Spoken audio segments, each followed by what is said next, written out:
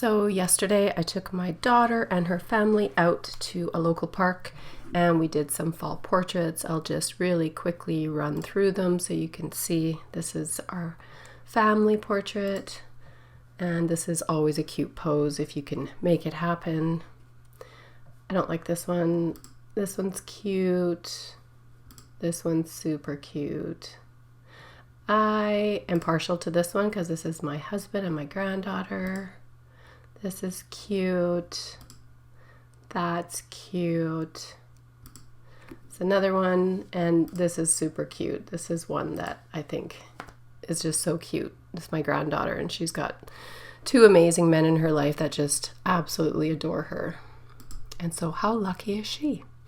So I think I already grabbed it. So I'm going to walk you through this. So I shot all of these with the Sigma 105 at 1.4. Okay. Love this lens so much because it's super, super sharp with the most beautiful creamy bokeh, very similar to the 200 f 2.0. Now, the only difference between the two, obviously, is price. Now, the Sigma, you can pick it up for, I believe I got mine for about $1,800. And if you're looking at a 200 f 2.0, you're looking at about, well, I know in Canadian dollars, you're looking at about $6,500, and in US dollars, I'm sure it's whatever the exchange rate is now. Okay, natural light images with fall foliage are super easy to edit. Okay, and I thought this would be a cute one. This is my husband throwing Kaya up into the air, and I just thought I would show you how to edit this if you want it not to look so blown out. So typically I will expose for the people in these images, and then knowing that I'm going to come in and post and do my effects afterwards, right? But the difference is that you're not really limited to what you can do. Now, if I had flash outside, it would have changed everything, right? Like I'm always a fan of using flash. However, when you're running around a park on a super busy Sunday and you have your whole family with you, the last thing you want to do is be lugging around lights too. Well, at least that's me. Okay, so I am going to do this in 2 steps like I have done before, and if you are familiar with my channel, then you know this is typically how I operate. So the first thing that I'm going to do is pull my highlights down, and for this first step, guys, I am not looking at my subjects. My subjects are already lit the way I want them to be. I'm not concerned with them. I'm only concerned with the environment. And now for shadows, I am going to actually pull the shadows up. I'm going to pull the whites down, pull the blacks up. I'm going to reduce the contrast. So now you can see that we're reducing all the contrast in the entire image, and you're like, why are you doing that? Well, I'll show you. I'm also going to reduce the clarity. So if you know how I operate, I don't typically like to use blur. I will sometimes, however, use the blur gallery if I feel like an image needs increased blur. For this one, you can see I shot it straight at f1.4, my 105, and ISO is 100. And my shutter at this point was 1/320th of a second. Now, there's no dehazing to be done. I could pull the haze up if I wanted, but that would be silly. But I will dehaze it a little bit because that'll bring some contrast back. What I really don't particularly care for in this image at this point is all the yellow. Okay, so I'm going to come into my hue and I'm going to turn some of the yellow more green. I could go the other way and go orange, but I find that I don't know, I'm not a fan. And now as far as oranges are concerned, I'm not going to go into the more red because you can see that their skin is made up mostly of oranges in this image. So I will go up a little more towards the green or so. I'm not looking at their skin, right? If I do this, it doesn't really matter, but I do want to add a little bit of orange. -4 is good. Okay, let's go into our luminance. This one's really powerful. So if we pull back the luminance on the yellow, you can see what happens. It looks really weird. But if you do it just in increments and you do it lightly, it can look pretty good. So something like that. And I think that's a relatively good start. You could come down to effects and you could add a vignette. Okay. I don't particularly like this vignette so much in Adobe Camera Raw, specifically because you don't have enough control. So I'm just going to leave it somewhere like that. If you go into your curves, now you can start affecting that and bringing some of that contrast back without it being too much dark. Like, I hate it when blacks get clipped, but I do want the contrast. I don't want this image to be so softened that there is no contrast, because I do like contrast in my images. But if you look here, if you just place this higher point near the highest point here and this one near the darker lower point here of shadows, then you've got something pretty good that you can work with, right? I am going to come back here and pull the contrast back just a bit. I might add a little bit of highlights in. Let's just play with it. Nope. Blacks down a bit. Okay, this is a good start. It's actually not too bad. So we're just going to let it open up. Now, keeping in mind that there's only so much your camera is capable of doing all by itself, right? You have to add in off-camera flash, things like that, to really have full control. But if you're like me and you don't mind playing with Photoshop, then you're probably going to be okay with doing some of these things. So now I'm just going to right-click on this layer and choose New Smart Object via Copy. It's very important not to duplicate the layer, because you don't want to have two of the same layer. You want two separate image files, which is what this is. So now I'm going to double click on my smart icon, and it's going to open up the second image as a new image in Adobe Camera Raw. Now I'm going to focus on my subjects, and they actually don't look as bad as I thought they would. But what I'm going to do is I'm going to pull back up my highlights, because I do want her to have some light on her face, and I might even pull up the exposure a little bit. I don't want to blow her out. So we're going to do something like this. So I'm just going to increase the lights a little bit. I'm also going to come back in here and pull down the exposure just a bit, the highlights just a bit, and actually that color. Let's go back into the color mixer if it opens for me. And go into Luminance. I'm going to pull those oranges up just a smidge. See how much yellow is in her. Not too much. And reds. She doesn't have a lot of red in her face. Okay, let's see if we can work with this. So now what I'm going to do is I'm just going to hold down my Alt or Option key, click on Mask. So now we're revealing the layer beneath. And what I'm going to do is I'm going to make sure that all I'm painting on now is this effect onto my granddaughter. So something about here. And I'm at about 29%, doesn't really matter. And I'm just going to paint that light back onto her hair and her face, her arm.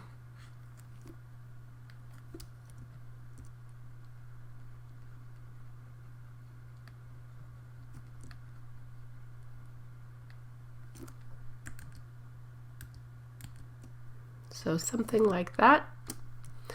And as far as my husband, I'm just going to add some light to his beautiful gray hair. Like this.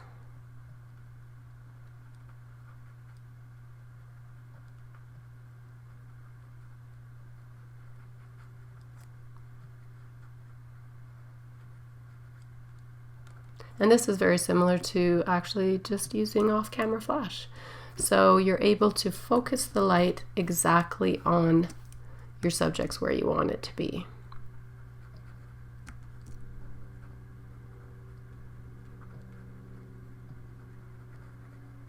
So if you're wondering how I managed to open these files up in Adobe Camera Raw as smart objects, you can probably check out a few of my other tutorials where I explain that. I think actually in a couple of my most recent ones I went over that again. I typically go over it every time, so I've got a lot of videos that show you how to do that.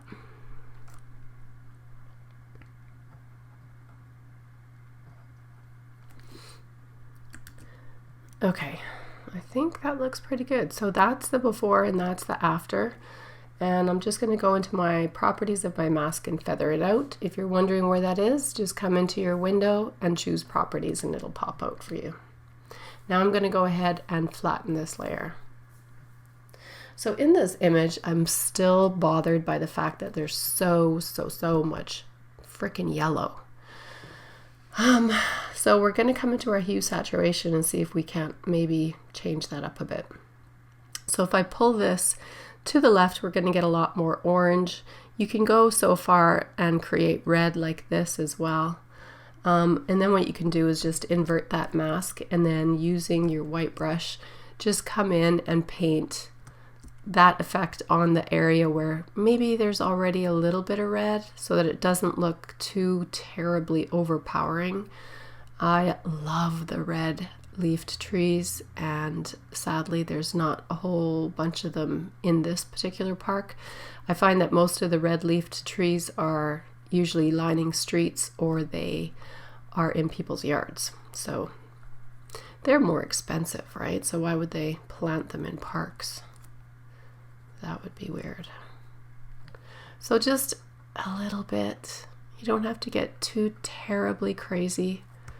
You can just add a little bit of that color if you want, or not at all. It's entirely up to you. I just don't like all yellow. I mean, I'm not a huge fan of green, but I'll take the green over all yellow.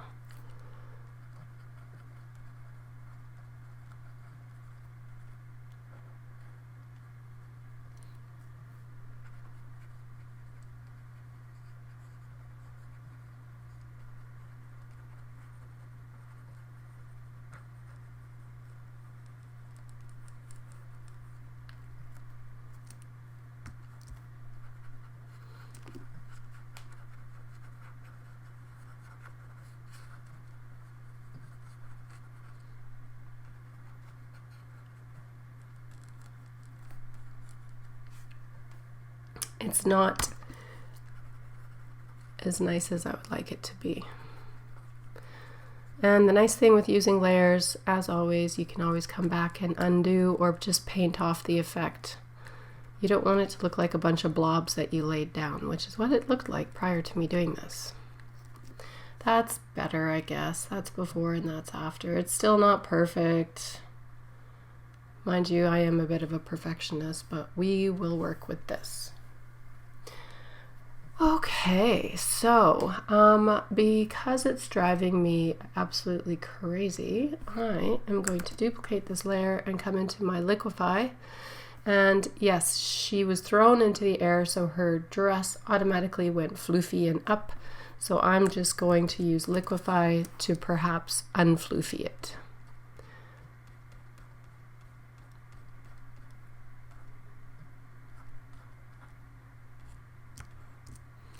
However you want to do this is entirely up to you. I just want to give it some structure and not have it just be a big blob. I see that my husband's hand is right there, or that even could be hers, but I'm not going to worry about it too terribly much.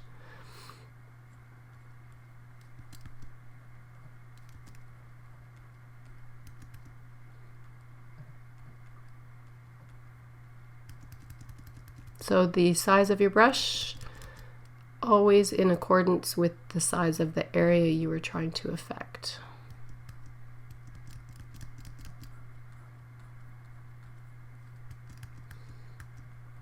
I'm just going to floof out her curls a little bit. So this child is obsessed with her grandfather. All she wants is him. If I am around her and he's in the picture, he's anywhere around, she wants nobody but him. It is crazy. She is madly in love with her grandfather. Okay, so he's got his cell phone in his pocket, which is awesome. We'll have to get rid of that.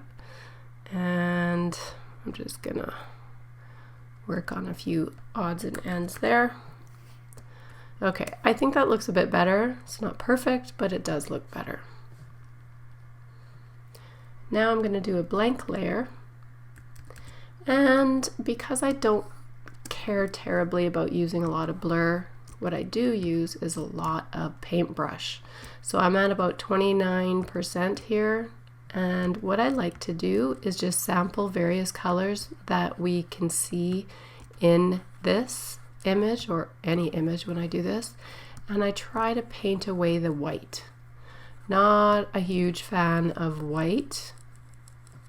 I think it's more interesting to just paint over top of it and add softness that way. I like it better than adding blur myself. Feel free to do anything that you like because art is very subjective and there is no right or wrong. You can do whatever you want and you are free to ignore anybody and their comments. I give you that permission today. Aren't you happy? Okay, now I'm just sampling various colors. I don't like this purpley color that is pretty much in the shadows, so I do tend to just paint over that. And also this white sky-ish thing, not a huge fan of that. So don't be afraid to just paint over. I feel like it's a little bit more interesting than the people that just add all of that ridiculous fake blur.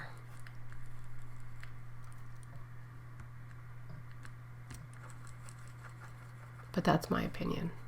Because there's no right or wrong, right? So if they do that, then that's their shtick. And they're welcome to it.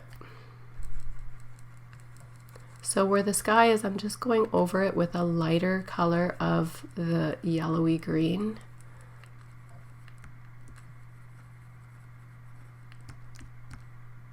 So you can see that this little dark spot right by her hair is a little bit distracting. So my advice to you is, whenever you find that a spot or something in the image is pulling your eye to it, that's when it's a good idea to soften it using this technique. Because the main focus for an image like this is we want all of our attention on the baby, not even so much on, you know, my husband who's tossing her, more or less on the child because she is the subject. So by softening all of the shadows using this technique, it really helps pull your eye to the little girl.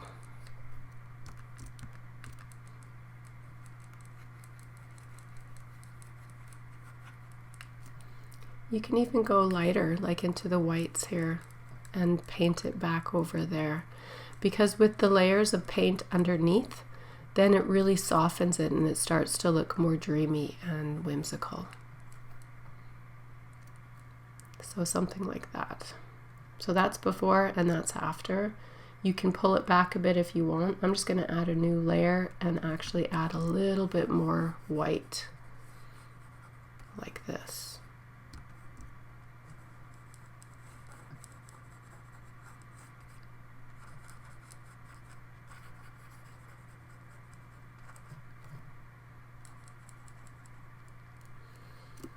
And then pull it back.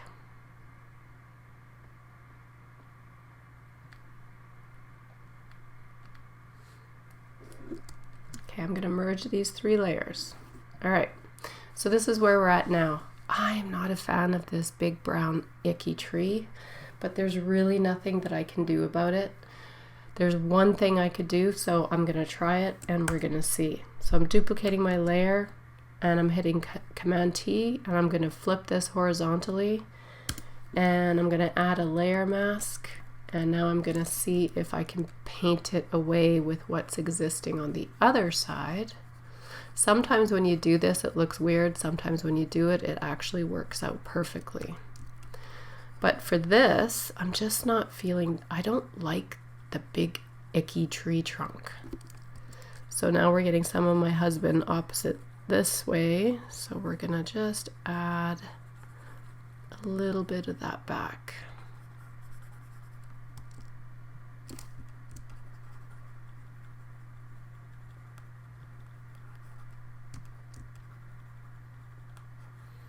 So something like this could work. I'm not sold on it 100%. Yeah, see, that looks weird. We could do just an opacity. Nah. Okay, so that didn't work. I do have another image that I shot. Let me see. This one. I'm going to open this one because sometimes what I like to do is I'll take different shots of the area before I do a session like this one, and then I am able to come in and use it on other shots. So let's just give this a go.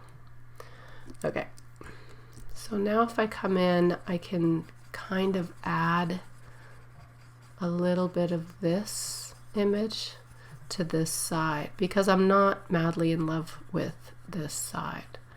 But if I add a little bit of this particular one,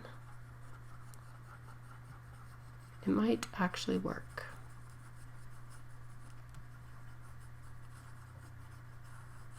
So I do recommend it because sometimes these random shots that you shoot before you shoot your actual session, a lot of times they will make your life so much easier. So I do recommend doing it.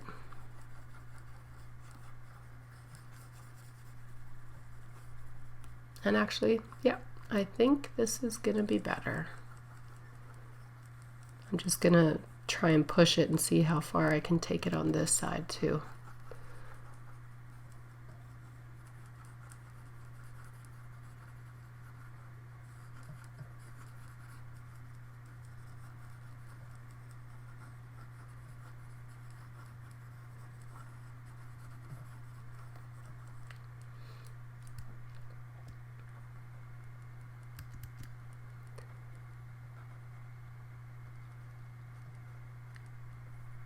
I might have to come in and soften the middle part here that I'm working on because it does seem to be not nearly as soft as the rest, you know?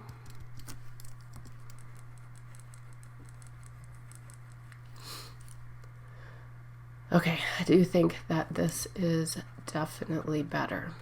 All right, so now I'm going to add just a blank layer. I'm going to go to my mixer brush and I'm going to sample all layers, and I'm just going to do little circles around this area just to soften the bokeh, because I don't like using too much blur, but I do want to soften this to match the other image. Because do you see how much softer that was? And you'll get that when you're not focusing on a subject, or if you're just doing a stock shot. It's easier to get more bokeh. So this is just going to soften all of this.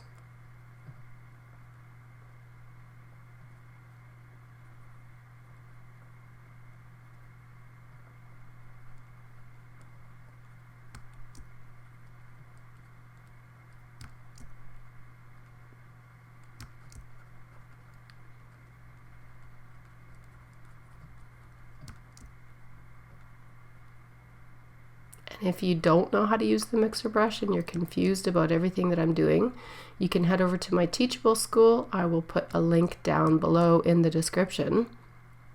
And I teach you an intro, kind of like an introductory little course on using the mixer brush, because it's not that well known. I think it's getting more well known now, but It's definitely something that I use all the time now.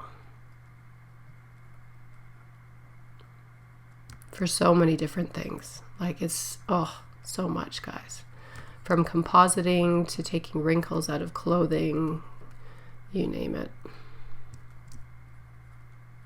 And for softening backgrounds like this.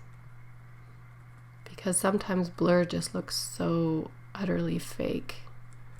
And the mixer brush can just add little subtle nuances of what appears to be a natural looking bokeh.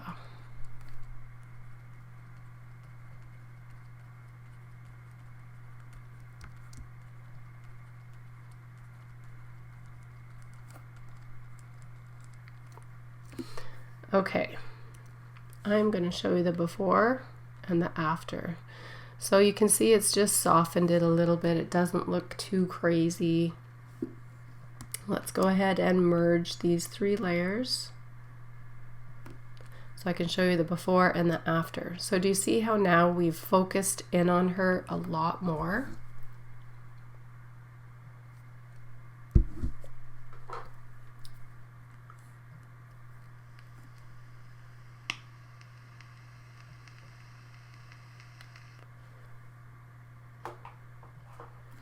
So now I'm just in curves and I'm going to invert that because I want to be able to paint that effect on. I don't want to paint it off because that would be too difficult. But just painting it on and adding a little bit of depth to the corners of the image, kind of like a vignette, will really help make this image pop.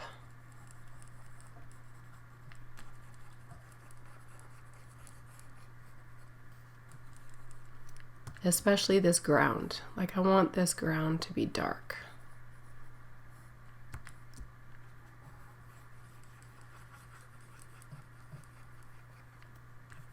The power of curves, people. If you're a new photographer, you really need to learn how to use curves because it's definitely one of the more powerful tools.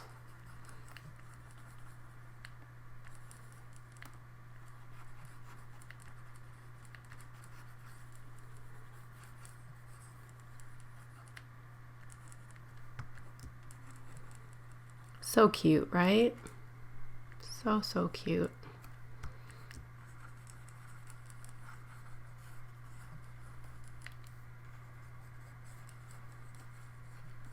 I'm so glad I took that other image. I really recommend that you do that. Walk around and take some really bokeh-y shallow depth of field shots so that you can come back and use it. So that's before, that's after. And once again, I'm going to go and feather that mask out, and now I can flatten. So now all I'm going to do is a couple of things. Blank layer, I'm going to choose a black color, and I'm going to come in and I'm just going to paint this around the bottom of the image. You can see I'm not on any blend mode, just a regular normal blend mode. But this coming in like this just adds to the vignette. I'm also going to come in here, make my brush smaller, and just using little swirls, I'm going to deepen up this area.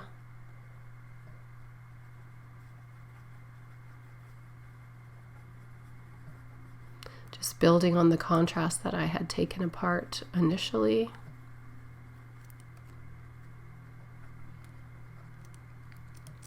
And as well, let's just come in here and look at this.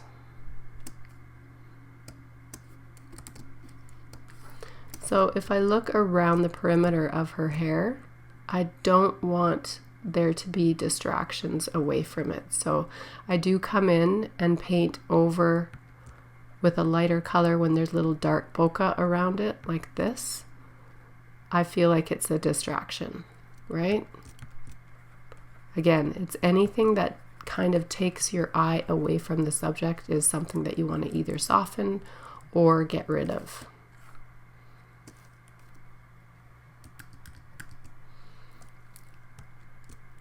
Now I'm just sampling lighter colors that are already in the background and softening the areas that I feel should be a little less obvious.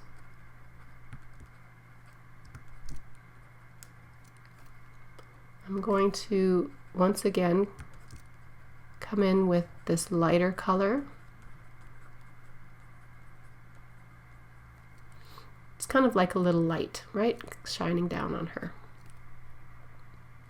That's before, that's after, so I added in the darkness surrounding, and I also cleaned up around her hair.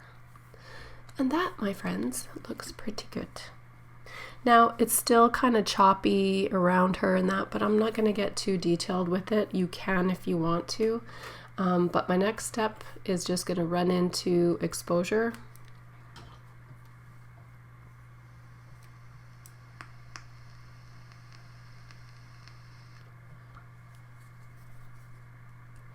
And as always, exposure just defaults on the last filter that I used.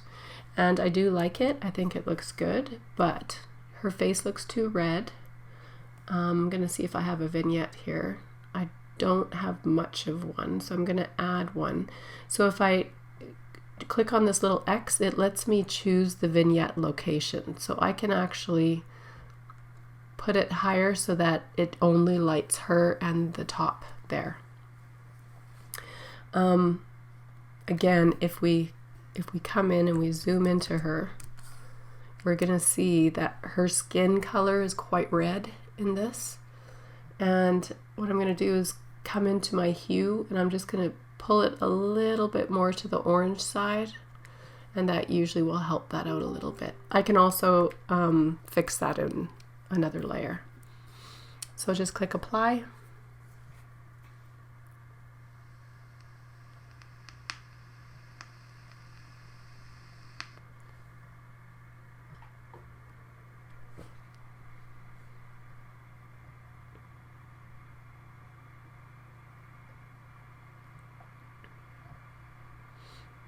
And that looks pretty good.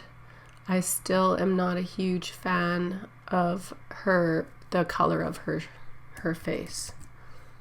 To me, it still looks a little too red. So I'm going to come into my Hue Saturation, go to my reds, and I'm just going to pull that saturation down a bit, and already that looks better. I can also pull this to the right by 2, and it just adds a smidge of green. I'm going to invert that, and now I can paint that effect onto her.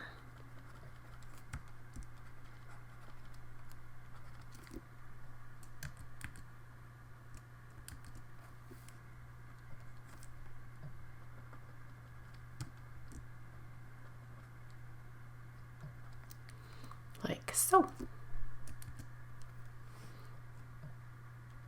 Before, after, and that's before and after. I do like that. Now I'm going to come into a levels adjustment, and I always look at my histogram, so I can see that my highlights are not going to the end. That means there's no information, so I'm going to pull that up to about there, and the blacks go right to the end, so I know I'm good with that, but I might just add a little bit of overall brightness, something like that. Click OK. You can go before and after. I'm going to go ahead and flatten. Now the last thing that I would do in this image is just do a little bit of color toning. So go into your selective color, and because there's so much warmth in this image, I'm going to add some cool blue to the shadows, maybe a tiny bit of cyan. My neutrals that were already super yellow, if I add some blue into the neutrals, you can see what areas it affects. And I don't want the ground to be pinkish blue, so I'm not going to add any blue. I'm going to see about adding some red to that yellow. And I mean, it's okay, but it's just a bit much, right? If I add some cyan, then we get something that looks more like an evening shot. I might do a +2 on that one. And into the whites, we're definitely going to make those a little bit bluer. Maybe a bit of cyan. Now we can go into the yellows and try and add the red that way.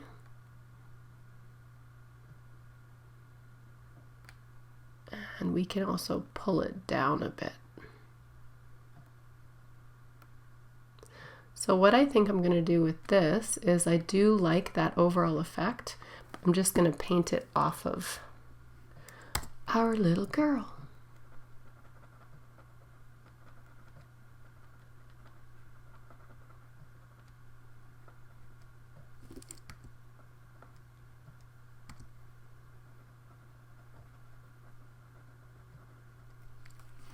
So something like that. Once again, feather that mask out a bit. And that's it. So I hope that you enjoyed this, and I hope that you learned a little bit, but just keep in mind that these are super fun. You can do so much with them. Just shot in natural light.